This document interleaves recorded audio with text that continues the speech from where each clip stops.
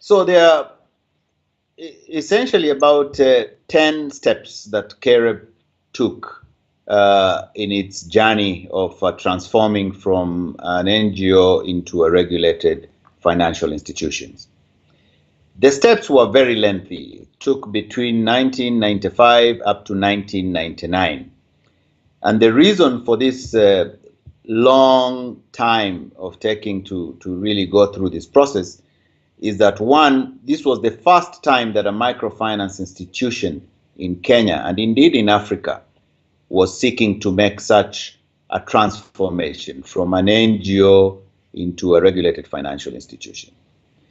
The second reason was that there was no special window for microfinance institutions to be licensed. And therefore, if one needed to make the transformation, they would have to transform from being an NGO into a commercial bank. And the third reason was that the regulators were a bit skeptic over the question of an NGO, which is considered not to have any owners, to own a commercial bank or to be part owner of the commercial bank. So it was a very lengthy process that KREP went through. And I know that today it takes slightly lesser time, but it's still as rigorous because the environment has changed. So the steps that were followed were as follows. Number one was to develop a concept paper that was looking at the institutional options that KREP could take, because at that time you could either be a commercial bank, you could be a non-bank financial institution, and there were other options, maybe like a cooperative, which was also considered. The second element that the concept paper looked at was the organization, management, ownership, and governance model of the institution that it wanted to transform into. Then third was to assess the state of readiness, to look at the operations, whether they were really strong enough, whether they were sound, and whether the systems were in place in order to, determine whether one can make the transformation. And lastly, under this concept note stage, was to make some projections of the of financials to see whether it could be profitable and it could be financially viable.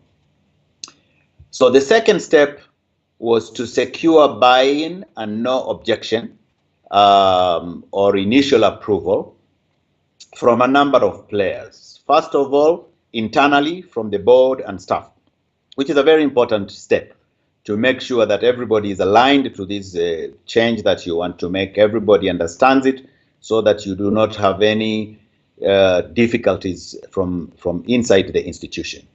The second group that we needed to secure buy-in from was the donors and other partners that we were working in, considering that all the capital that KREP was working with had actually originally come from the donors.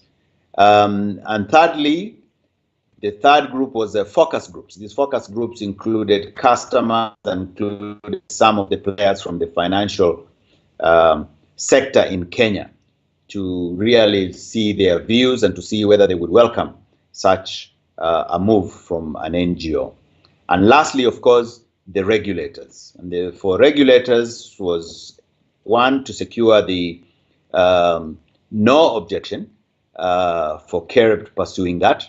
And secondly, to get some guidelines on how or under what conditions they would allow KREP to make such a change. And at this stage, because, like I said, this was a very new thing to Kenya, it took quite a lot from KREP, which included taking some of the members of the Central Bank of Kenya to Bolivia, where such a transformation had taken place for Banco Sol, for them to see for themselves how this model worked.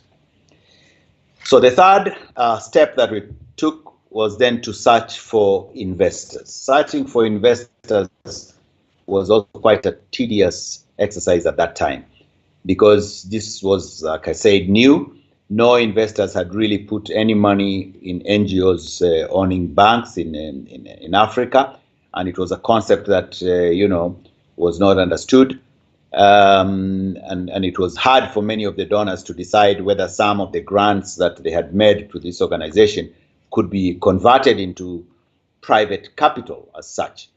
So this stage included developing documents for discussions and negotiation with the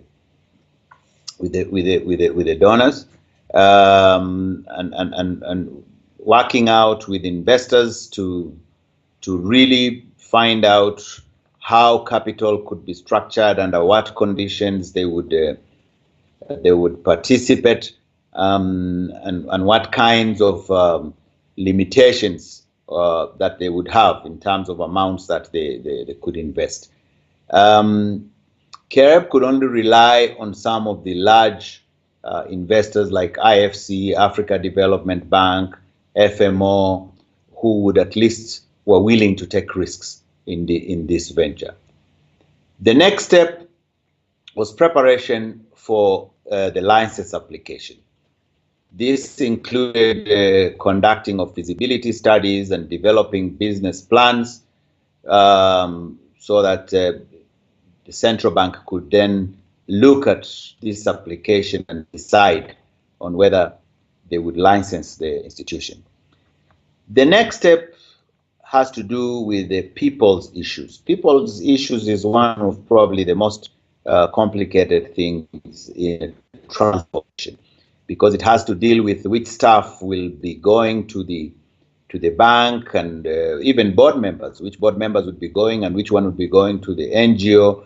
And there's a lot of dynamics there that has to take place.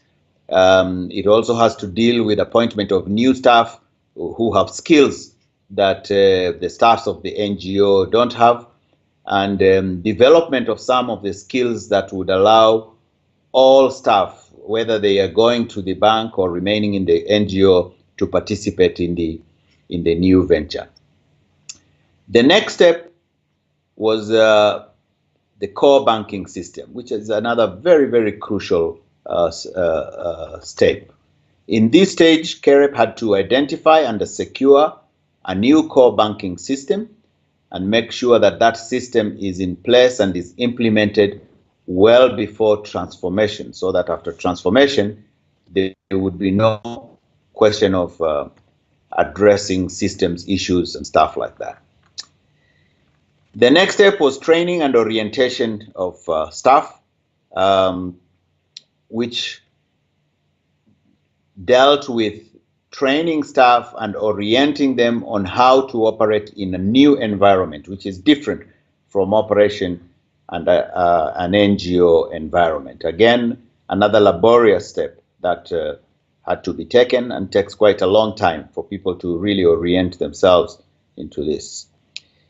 And then you've got, of course, the preparation for license application, which is a step that has basically a lot of documentation, a lot of approvals, involvements of lawyers, auditors, and other professionals to prepare the bunch of documents that the regulators need before they can license you.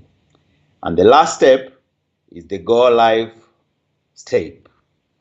This step had to deal with sensitization of customers, media campaigns, go live timetables, and rehearsals, to make sure, one day you would sleep as an NGO, the next day you wake up as a bank, and everything changes. The culture, the expectations, the customers' perception and exceptions, and everything. So the go live preparation was the last but most also crucial step that we took. So these are really the 10 steps that CAREB took in its transformation journey from an NGO into a commercial bank.